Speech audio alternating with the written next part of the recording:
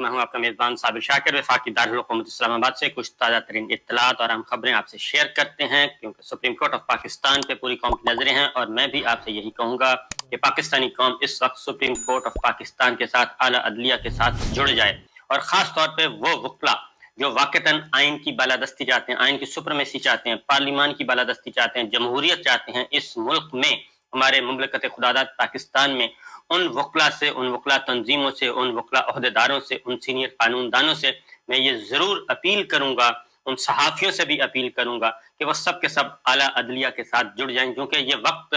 इस वक्त बाहमी नफाक का नहीं है, लड़ाई और फसाद का नहीं है, इख्तलाफात का नहीं है, बल्कि ये फैसला कुन मोड़ है कि पाकिस्तान ने, मुमलकत खुदादाद पाकिस्तान ने आईने पाकिस्तान के मुताबिक चलना है या नहीं चलना, या फिर हाइब्रिड रिजीम को दवाम देना है। किस तरीके से ये सारी मैनूवरिंग करके ये एक हाइब्रिड रिजीम लाके खड़ी की, और उसका वाहिद मकसद जो था,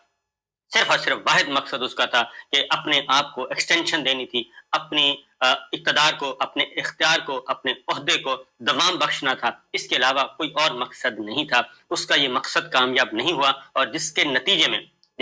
में पाकिस्तान एक शदीद तरीन पहले सियासी बहरान का शिकार हुआ, फिर मुआशी बहरान का शिकार हुआ, और उसके बाद अल्टीमेटली सिक्योरिटी की सूरत हाल पैदा हो गई। और जो पहले बिल्कुल पुरअमन मामलात हो चुके थे, अमन व अमान हो चुका था, हमारी 20-22 साल की दहशतगर्दी के खिलाफ जंग में जो सो कार्ड हमारी शिरकत से जो नुकसान हुआ था, उस नुकसान से हम निकल आए थे और हम आगे की तरफ बढ़ रहे थे, और इंतखाबात होने ही होने थे, इलेक्शन होने ही होने थे। लेकिन ये सारा के सारा खेल जो खेला बाजवा साहब ने, वो सिर्फ और सिर्फ अपने जाती मफादात के लिए खेला। और अब एक मुस्लिम लीग नवाज का एक ग्रुप जो है वो बाजवा साहब को बचाना चाहता है, और दूसरा ग्रुप जो है वो बिल्कुल स्ट्रेट फॉरवर्ड कहता है कि हमें कोई रियायत नहीं करनी चाहिए, और बाजवा साहब का नाम खुल कर लेना चाहिए कि उन्होंने हमें नुकसान पहुंचाया और इस मुल्क में 2 दफा शब खून मारा। वो ये कहते हैं कि खुलकर आए, लेकिन मरियम साहिबा जो हैं वो कहती हैं कि नहीं, बाजवा साहब को बचाना है और फैज हमीद को फंसाना है, और उसके बाद फिर हमने जोड़ तोड़ करके, मैनूवरिंग करके, मैच फिक्सिंग करके, और धमकियां और धौंस और ब्लैकमेलिंग के जरिए दोबारा इख्तिदार में आना है। अगर मैं सिर्फ इतना कहूंगा कि अगर ऑनरेबल जजेस, जस्टिस एजाजुल एहसन साहब, जस्टिस मजहर अली अकबर नकवी साहब और चीफ जस्टिस उमरता बंदयाल साहब अगर उन्होंने लब कुशाई कर दी, तो उसके बाद मेरा ख्याल है पल्ले कुछ नहीं रहेगा। उसकी वजह कि ऑनरेबल जजेस हैं, वो बहुत कुछ ऑब्जर्व करते हैं, बहुत कुछ सुनते हैं, बहुत कुछ देखते हैं, और उसके बाद फिर उसके अकॉर्डिंगली अपने फैसले करते हैं, क्योंकि उन्होंने पाकिस्तान के आइन को इस वक्त मुकद्दम रखना है। ये बात जहन में रखिएगा कि आला अदलिया का ये फैसला है। मैं आला अदलिया से भी कहूँगा कि अपनी डिवीजन ख़त्म करें, क्योंकि इस वक्त लड़ाई पॉलिटिकल प्लेयर्स की लड़ाई नहीं है, ये लड़ाई है आइन के तहत मुल्क चलना है या फिर आइन के खिलाफ चलना है। इसका बेनिफिशियरी इस वक्त कौन है, इसको जहन से निकाल दें, इसको बिल्कुल जहनों को खाली करके ये हमें सोचना है कि इस वक्त, क्योंकि एक सोच डेवलप हो रही है कि हमने आइन होते हुए आइन को नहीं मानना। ये सिविलियन मार्शल लॉ की तरफ, हम सिविलियन मार्शल लॉ की तरफ जा चुके हैं। इस वक्त मुल्क में सिविलियन मार्शल लॉ, क्यों ये इतने एग्रेसिव हैं और क्यों आईने पाकिस्तान को पामाल कर रहे हैं? वरना एक गवर्नर की क्या हैसियत है कि वो आईने पाकिस्तान को उठाकर रद्दी की टोकरी में डाल दे और कहे कि चीन चोरी और सीना जोरी कहे कि मैं इलेक्शन की तारीख नहीं देता। एक गवर्नर खैबर पख्तूनख्वा की क्या हैसियत है कि वो ये कहे कि मैं नहीं देता, जो करना है कर लें, मैं इलेक्शन की तारीख नहीं देता। आईने पाकिस्तान कह रहा है, अदलिया के ऑर्डर्स मौजूद हैं, अदालतों के अहकामात आ चुके हैं, लेकिन एक चीफ इलेक्शन कमिश्नर ये कैसे कह सकता है कि वो इलेक्शन नहीं करवाना चाहता, और वो इलेक्शन की तैयारी वो कैसे सुप्रीम कोर्ट ऑफ पाकिस्तान को चैलेंज कर सकता है? एक चीफ इलेक्शन कमिश्नर कैसे सदर ममलिकत को, जो वफाक की अलामत है, जो सबसे बड़ा एक अहम तरीन मुकद्दस ओहदा है, आप उसको तस्लीम करें या ना करें? इसीलिए तो हम ये जिल्लत और रुसवाई की इस गहराई में पहुंचे हुए हैं, क्योंकि हमने ईवान सदर पे भी माजी में हमले किए हैं। हम तो सिर्फ हमलों की सियासत पे यकीन रखते हैं। ये जो नून लीग की सियासत है, नून लीग की सियासत है क्या? नून लीग की सियासत है ईवान सदर पे हमला कर दो, और ना, यानी कि 70 साल हर एहसान करने वाले के साथ नून लीग ने क्या किया? हर एहसान करने वाले के साथ, हर मोहसिन के साथ, सारे का सारा जो खेल है, ये इनकी खेल ये है कि गिरबान पकड़ें और धमकियों से, ब्लैकमेलिंग से ये सारा कुछ करें। तो अगर तो ये पूरे के पूरे सिस्टम को ایک خاندان کے آگے ڈالنا ہے اور پورے کا پورا آئین ایک خاندان کے حوالے کر دینا ہے کہ اس خائن کے ساتھ کھلواڑ کریں، تو یہ آپ لوگوں کی مرضی ہے۔ اور اس کے بعد تو پھر پاکستان جس نہج پہ پہنچ چکا ہے اس کے بعد مزید ابتری آنی ہے، اس کے علاوہ تو کچھ نہیں ہونا۔ لیکن اصل معاملہ یہ ہے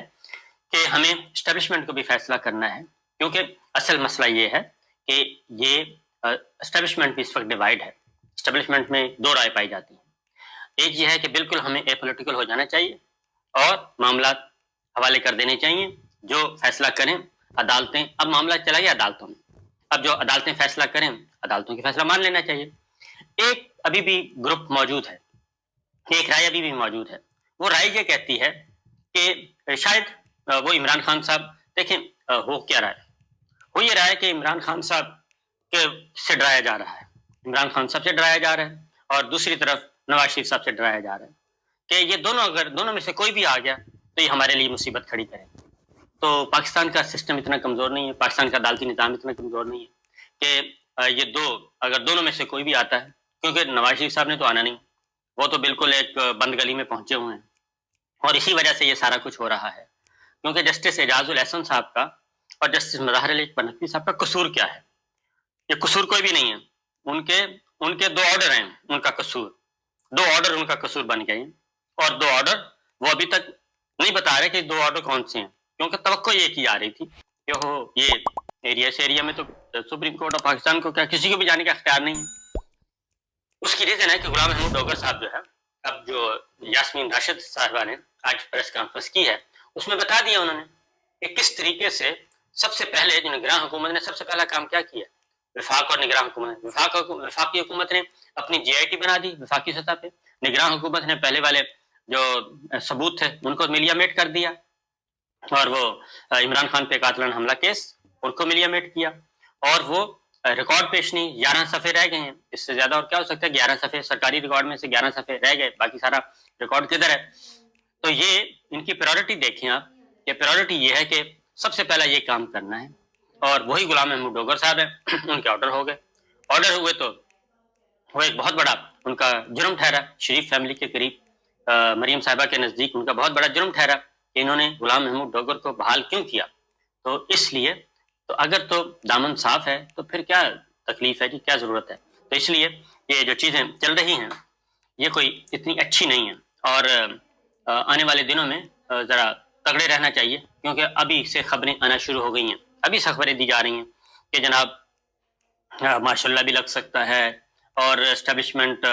بھی اپنا رول ادا کر سکتی ہے، اور بہت زیادہ حالات گھمبیر ہیں، بہت زیادہ سچویشن ہے، صرف اس لیے کہ آئین پاکستان کے تحت 90 دن میں الیکشن اور اس کے بعد اگلے عام انتخابات۔ جب ایوان صدر نے اپنا کردار ادا کیا تو صدر مملکت عارف علوی صاحب کے ساتھ بھی پارلیمان کے اندر کھڑے ہو گئے، جن کے بغیر پارلیمان پوری نہیں ہوتی۔ پارلیمنٹ کا ایک اہم جزو ہے، اور ان کے فادر ہیں صدر مملکت، ان کے فادر کہلاتے ہیں، سیاسی فادر، جہاں اپنے باپ کو کھڑے ہو کے گالیاں، اور یہ گالیاں دینے کا وتیرہ پرانا ہے، صدر اسحاق خان صاحب کے ساتھ بھی گو بابا گو اور چوڑیاں پھینکی جاتی تھیں، فاروق لغاری صاحب کے سامنے بھی یہی کچھ کیا جاتا تھا پریزیڈنٹ کے سامنے، اور پرویز مشرف صاحب کے سامنے بھی یہی کچھ کیا جاتا تھا، نہ سویلین صدر کو معاف کیا، نہ کسی فوجی صدر کو معاف کیا۔ صرف مسئلہ یہ ہے کہ ہمیں مکمل طور پہ تحفظ دیا جائے، اور ہمارے اقتدار کو دوام دینے کے لیے اسٹیبلشمنٹ بھی ہمارا ساتھ دے، اور جوڈیشری بھی ہمارا ساتھ دے۔ جوڈیشری ہوتی کون ہے چیلنج کرنے والی، اور اسٹیبلشمنٹ کی اتنی ضرورت کہ وہ 14 جماعتی اتحاد کو چیلنج کرے، تو یہ کھیل کھیلا جا رہا ہے۔ تو 14 جماعتی اتحاد ورسز آئین پاکستان اس وقت مقدمہ ہے، اور یہ آپ لوگوں نے سوچنا ہے کہ 14 جماعتی اتحاد اور ورسز آئین پاکستان، وہ صحیح کہا چیف جسٹس پاکستان نے کہ دستور دستک دے رہا ہے، اور دستور نے دستک دی ہے، اس لیے کہ اگر سپریم کورٹ آف پاکستان کو کریڈٹ دینا چاہیے، اس وقت عدلیہ جو موجودہ عدلیہ ہے، چیف جسٹس عمر عطا بندیال صاحب اس کے سربراہ ہیں، اور جن ججوں پہ یہ کیچڑ اچھال رہے ہیں، انہی آنریبل ججز نے، اور اسی سپریم کورٹ آف پاکستان نے، اور انہی ہائی کورٹس نے 2 دفعہ مارشل لا لگنے سے بچایا ہے۔ بات اگلے ویلاگ میں بتاؤں گا، ٹائم پورا ہو چکا ہے، لیکن پوری قوم کی توقع جو ہے وہ بہت ہی اچھی توقع کر کے بیٹھے ہیں آرمی چیف عاصم منیر صاحب سے، کہ وہ بھی ایک اپنا فیصلہ کن کردار ادا کریں گے اس سارے پروسیس میں، اور وہ آئین پاکستان کے ساتھ کھڑے ہوں گے۔ اجازت دیجیے۔